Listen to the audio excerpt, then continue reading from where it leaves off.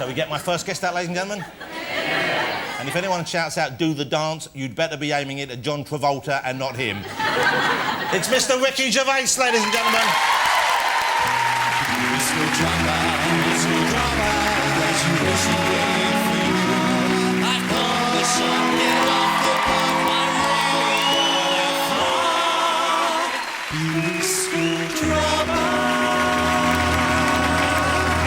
Sit yourself down, Ricky Gervais. How are you, Ricky? You look very well. Thank you. Okay, you're in the middle of a big tour at the moment, aren't you? Yeah. How many dates do you do on a big tour? Well, not too many.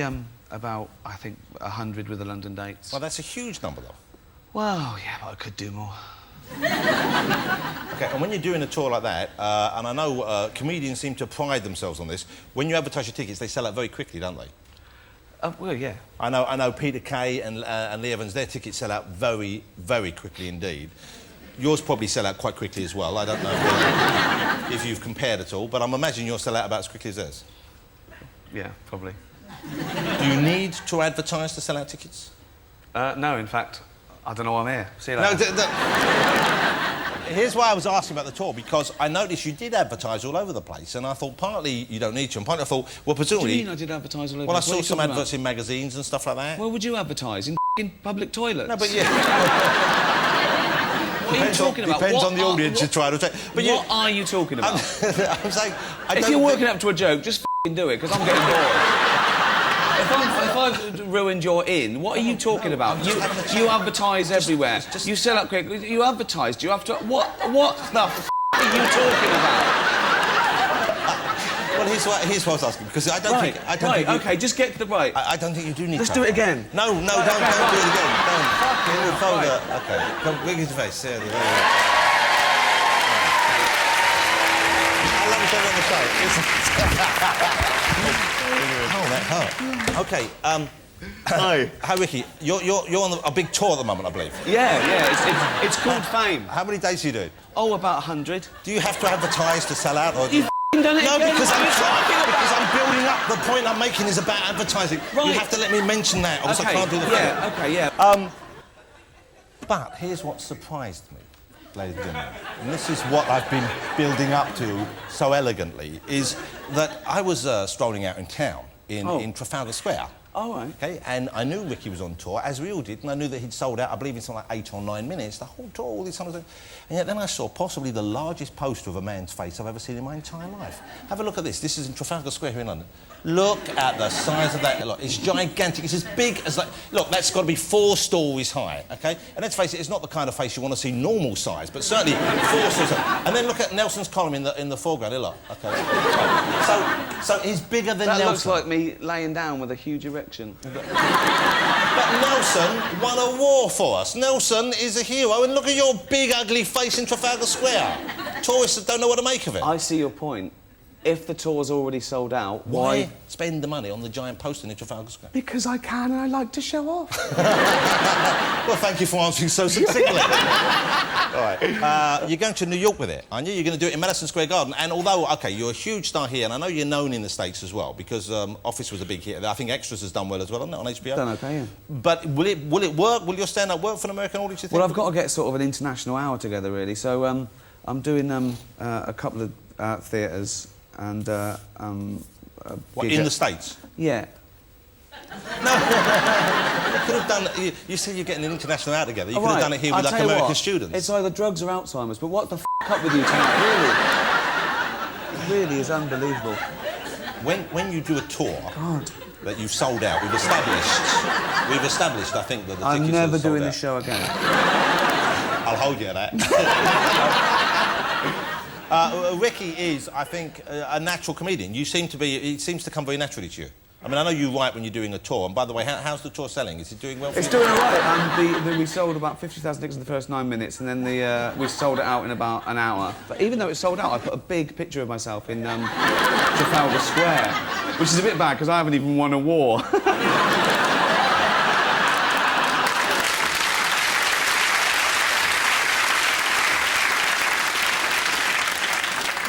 We'll edit most of that out, for your sake. But you strike me as being a naturally funny person, and I've spent some time with you, and you always make me laugh, and you always make me laugh on TV. But was it maddening for you in the period when you weren't on TV, when you weren't and thinking, OK, I can do this, I'm as funny as many of the people I see on stage or TV? Did you ever feel frustrated by the fact that you didn't have an outlet for that? Not at all. No, I wasn't sitting around thinking, when am I going to be a professional comedian? Because even though I was, growing up, the most important thing was to have a laugh, really. Where I grew up in a sort of working-class family, as long as you had a job or, did right by your family, it was having a laugh that was important. I came from a family of people that, mucked around and teased each other, and at my dad's funeral, OK, we were all there, and the vicar started the speech about my dad, and of course, we were crying. I could hear all my nieces and sister-in-law, everyone sort of like crying. But I came prepared. I came with a packet of those tissues, and I sort of handed them out. Then I could hear them crying, and then laughing because I'd written on all the tissues, "Stop snivelling," and "You snotty cow." And the vicar thought we were mental. But that's a nice thing to do, in actual fact, to undercut a thing like that. Of course, yeah. Which was obviously genuinely, a sad day. Yeah, well, but it's my dad was 83, and it comes to all of us. When I said naturally funny, I mean you have your moments. Yeah. OK, extras, I really grew to love. Early on, I didn't like it as much because after The Office... Because you weren't in it. No, I really got like it. And now, I didn't think I'd be saying this, but I really would like a third series, but you're not doing a third series. Rather like The Office, you're bailing out early, aren't you? We're doing a special, yeah. I've got an idea for you for the special. Go on. They go on holiday to Spain. So what is it again? I'm sorry, I honestly drifted off then. Go on, go on. So what is your plan for the extra special? I don't know, we haven't written it yet. You must have an idea, though. I'll do one of those things, those people go on game shows and they ask their fiancée, will you marry me? And because she's so intimidated not to embarrass them in front of the audience, John, will you be in extras? Chatting with okay. You know what I like about Johnny's? Johnny's a huge star. What I like about that is, that's how interesting this interview is, they were actually chatting. You can't even get their attention, and they're coming on this show. What chance have you got if people have got a remote control at home? Right, listen. You're doing a new thing with Stephen, aren't you? You're going to do is it a drama you're doing next after this? Well, we're writing the extra special, and then next year we want to do something a bit more. The things that have excited us over the last few years. Can I stop you there? Because we put up a picture of Stephen Merchant and people just started laughing. Which doesn't show you in a good light, I'm afraid. Well, to be fair, he's in character and he's making himself look gimper than he really is. But not much.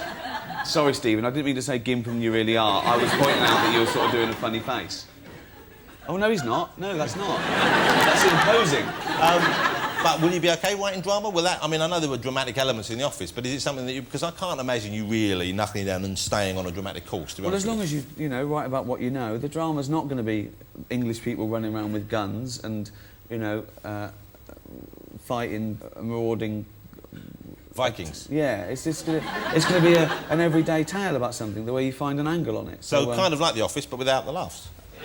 Well, there will be laughs. I mean, The Sopranos, probably one of the best shows ever on television, is really funny as well. It's just classy throughout. So even though it's a drama and it deals with, morality and... So it'll be a drama with comedy, it'll be a dramedy. You're writing a dramedy. Yeah, I'm writing a dramedy, yeah. That's a type of camel. Sounds like you say you were riding a dramedy then. People might think that you're planning something special at the zoo. I don't know what you're talking about now again. I lost it. I knew it was nearly a normal conversation, but then you lost me at the last second. Extras is out on DVD, and this is series 2 out on DVD, isn't it? Because one was out already. Yeah. OK, and it's got loads of extras on, as usual. Extras on the extras. Let's have a look. If you didn't see the series, and I hope you did, there's one episode I still haven't seen. What's that? It's the one with Ronnie Corbett in, and I think we've got a clip of that now. That's great. I haven't seen that one. Here you go. This is Extras, out now on DVD. That's a very funny moment. Congratulations. I'm going to watch that now. I'm going to watch the whole series from the beginning, because I missed out in the middle. I don't know why I was out or something. Do you know where I was that night? Where was that night? I don't know. Where were you? I don't know, so I'm asking you. OK, and you're in a big movie this summer. We should mention this very briefly. This is Stardust. And in the interest of full disclosure, I should point out that I am involved in this in a very roundabout way, because the script for this film was written by my beautiful and talented wife. and it stars not just Ricky Gervais, but also Robert De Niro and Michelle Pfeiffer and Peter O'Toole and people like that. Working with De Niro, that must have been quite something, wasn't it? It was I know amazing. you used him in extras, but you met him here, didn't well, you? no, but yeah, exactly, yeah. The call came, do you want to spend a couple of days in a film with Robert De Niro? Yes. And I went along and I met him, and I think he's the greatest actor in the world. So I get there and, I try not to be intimidated. I mucked around as usual and made him laugh, and it was great. But I realised it was bravado, because after about 7 hours, I went up to him and went, I think you're the greatest actor in... Will you be in extras? He went, I'm doing this thing. He's very quiet. Yeah. I went, he went, I'll call you. And about 3 days later, he did. Wow. He called me up and said, hi, it's Bob. And I went, I thought I told you never to call me. And he laughed, and we found a day. You got to take a chance. Yeah, thank God for that. I'd have to go to Stephen to go, what did he say? I went, it didn't go as well as I thought. I made a little joke. Yeah, we haven't got him. And then we had him for an hour. And it was great because I wasn't in the scene, so it was him and Stephen, and I was directing. And at one point I came over and I said to Stephen, I said, oh, you might try this. And he went, yeah, cheers. I went back, and De Niro went, what about me? I went, so I went, how am I doing, okay? Oh. And I went, yeah. I went, yeah, you're doing all right. And the crew laughed, and he sort of realised what... But he meant it straight down the line. Humble, you know, you're directing this, how am I doing? Yeah. He's an absolute But that must be an ambition ticked off your list then, an ambition you perhaps thought you'd never realise. No, yeah, exactly. Well, yeah, one of the perks, So definitely. if you get that movie with Jimmy Carr now, you'll be sorted. What are you laughing at? He's good. Oh, why are you doing this? Just to make you uncomfortable. OK, well, I'm going to leave you with this is the trailer of Stardust. It's coming out later this year, and it does look spectacular. Oh, stop plugging your wife's film. This is a sneak preview of Stardust for you. It's starring Ricky Gervais alongside De Niro and Michelle Pfeiffer. Written by my wife, I should mention that. Here we go. Well, I helped. This is Stardust. Are you pleased with that? Have you seen it? Looks great, yeah. Ladies and gentlemen, Mr. Ricky Gervais. Thank you, Ricky. There you go. Well done, Ricky Gervais.